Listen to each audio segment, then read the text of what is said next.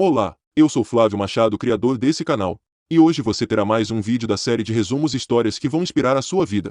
Acompanhe nossa série de microbooks e desfrute de momentos prazerosos que vão elevar seu nível de conhecimento e autoestima. Neste incrível vídeo da série mostraremos o resumo do livro Can't Hunt Me de David Goggins, um ícone das Forças Armadas dos Estados Unidos e um dos melhores atletas de resistência do mundo. Antes de desfrutar deste microbook, deixe seu like para fortalecer o canal, ative o sininho para receber os próximos microbooks e se inscreva no canal. Na descrição do vídeo você vai encontrar links que podem te ajudar a melhorar seu estilo de vida. Bora para o microbook logo após a vinheta.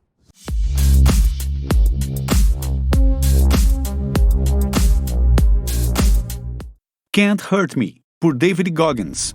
O fracasso é temido por muitos de nós. Pode-se considerar uma etapa da vida que poucos gostam de relembrar e demoram a admitir quando chega. Porém, o fracasso é uma certeza. Volta e meia ele cruzará nosso caminho e teremos que superá-lo. E mesmo sendo renegado pela maioria das pessoas, o fracasso nos deixa apreciar as fraquezas, porque é por meio dele que podemos trabalhar para melhorar aquilo que não funciona bem em nós. Ele é um dos temas debatidos neste Can't Hurt Me, de David Goggins, em meio a uma passagem de sua biografia. O norte-americano é corredor de ultramaratonas, ciclista de ultradistância, triatleta, palestrante motivacional e escritor. No livro, ele conta um pouco de como teve que dominar sua mente para desafiar as possibilidades negativas e positivas que surgiram em sua vida. Reserve os próximos 12 minutos para aprender um pouco mais sobre melhores maneiras de usar os fracassos a seu favor.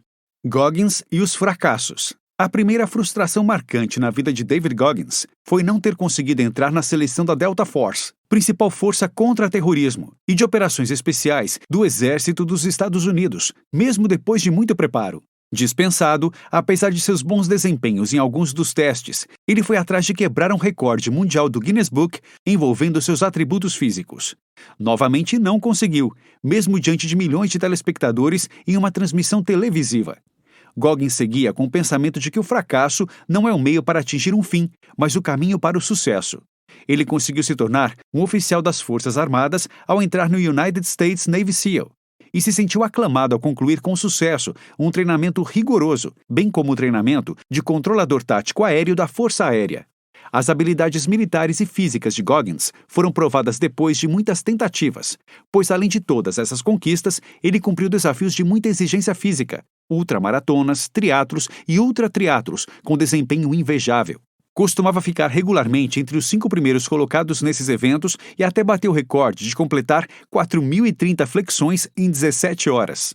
A determinação de David Goggins faz com que ele entenda seus erros e fraquezas e os supere de maneira a ser seguida e estudada. Obstáculos desde os anos de formação. David Goggins nasceu em Williamsville, Nova York. Embora no subúrbio, era um local com espaço para acomodações para ricos.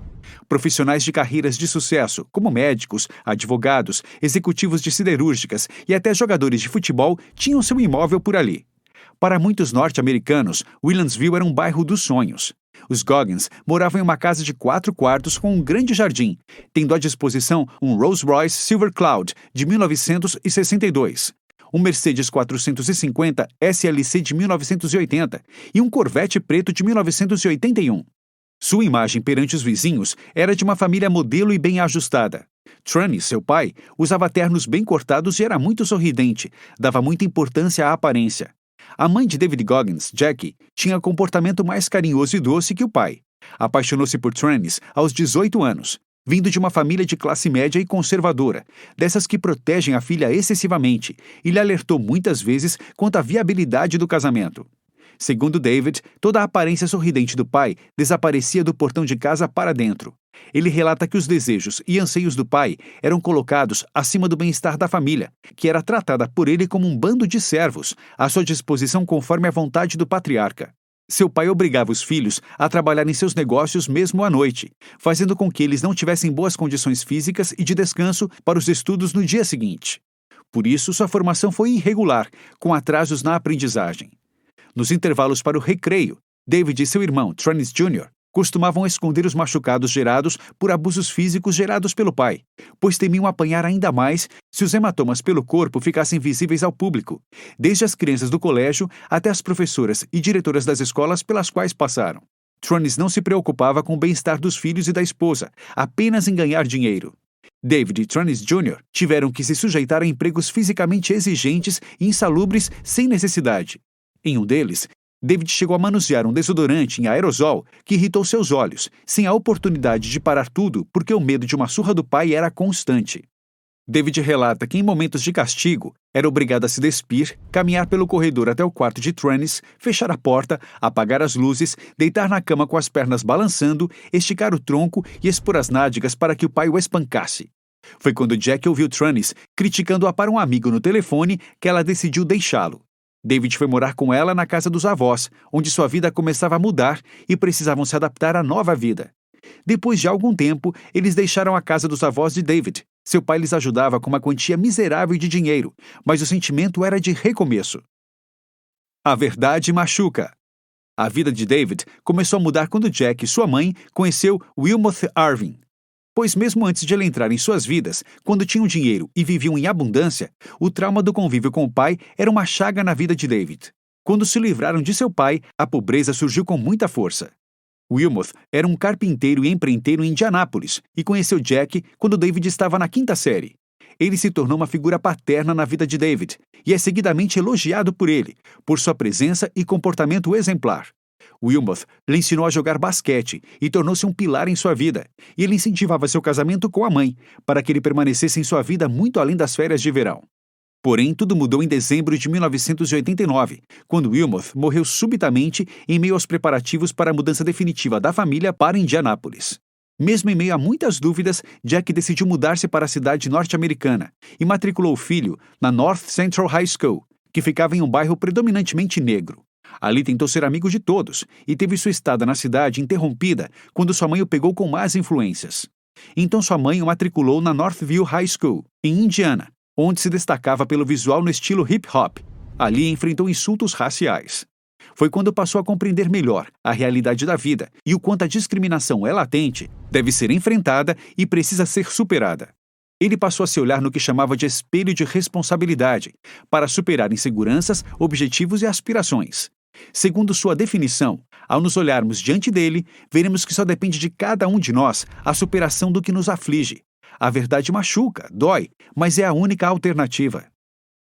Tarefa impossível. David tinha forma física invejável durante o treinamento para entrar na Delta Force, a Força Aérea Norte-Americana. Ainda que tivesse passado na maioria dos testes físicos, os treinamentos expuseram suas fraquezas mentais. Então Goggins passou a não acreditar em si próprio e seu desempenho começou a declinar. Chegou a se posicionar do lado errado de um sargento em meio a um dos exercícios e precisou repeti-lo, mesmo sabendo de cor tudo o que deveria ser feito. Deixou as Forças Armadas depois de ser reprovado e passou a se alternar em empregos mal remunerados, entre limpar restaurantes e ser dedetizador. Mas este não era seu destino tão sonhado. Passou a ter vergonha de si próprio, até recuperar as forças e voltar a estudar os treinamentos físicos para ser um recruta do SEAL. Quis trabalhar em suas fraquezas para superar aquele momento difícil. E a partir daí, percebeu quantos erros, as fraquezas e as derrotas são um passo fundamental para se recuperar e aumentar o autoconhecimento. Mente blindada. A Hell Week é o período de maior desgaste mental durante o treinamento para entrar no SEAL, quando os participantes são expostos em diversos aspectos. O normal é que de cada 120 recrutas, apenas 20 a 40 cheguem ao fim do treinamento.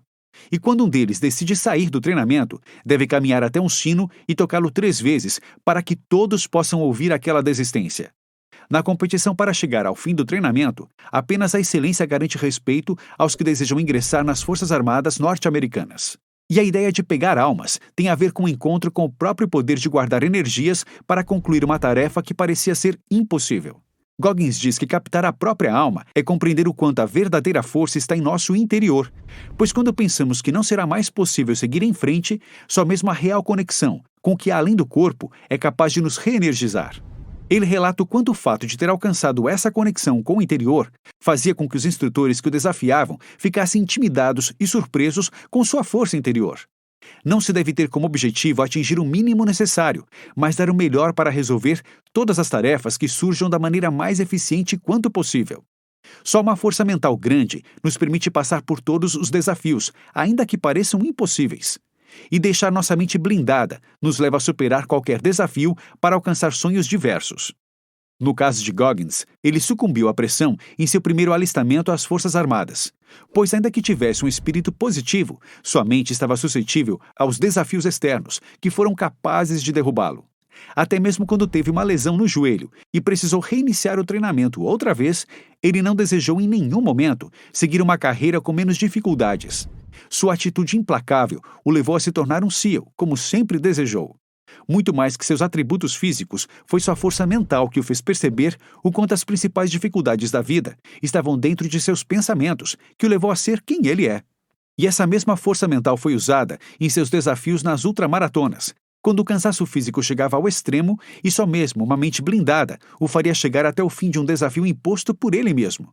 Quantas vezes você desistiu e depois percebeu que tinha plena capacidade de seguir adiante? Blinde a mente e não pare de correr, sem pensar apenas na conquista de um troféu. Há algo além de ganhar prêmios, sejam eles medalhas ou aumentos de salário, por exemplo. A realização pessoal é o foco da mente blindada. Notas finais. O esforço físico dos ultramaratonistas é invejável.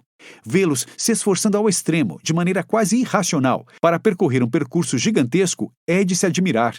O mesmo pode-se dizer dos recrutas das Forças Armadas, em especial as norte-americanas.